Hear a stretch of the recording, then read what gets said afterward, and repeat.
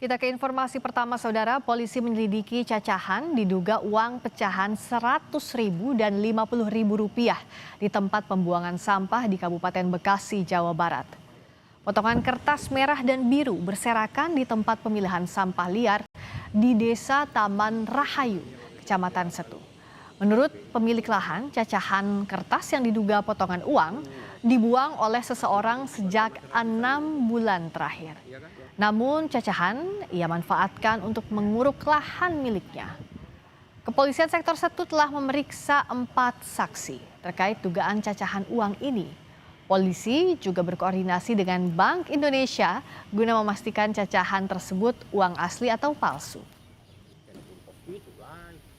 Kelapa ya dari pasarnya. Pakai mobil Dump truk. Iya. Sejak kapan itu, Bah? Jadi yang ke saya mah belum lama. Ada Baru 6 bulan ya. Jadi sejak 6 bulan itu ada buangan sampah pecahan Ada uang pecahan itu. itunya. Hmm. Jadi nggak setiap hari, Pak. Hmm. Sewaktu-waktu dia. Kemudian saksi-saksi juga sudah kami periksa dan saat ini kami sudah berkoordinasi dengan Dinas Lingkungan Hidup Kabupaten Bekasi terkait dengan pembuangan sampah di sekitar TPA itu. Kemudian hari ini kami akan menghubungi pihak Bank BI untuk mendapat kepastian apakah cacahan uang itu asli atau palsu atau uang mainan atau apa.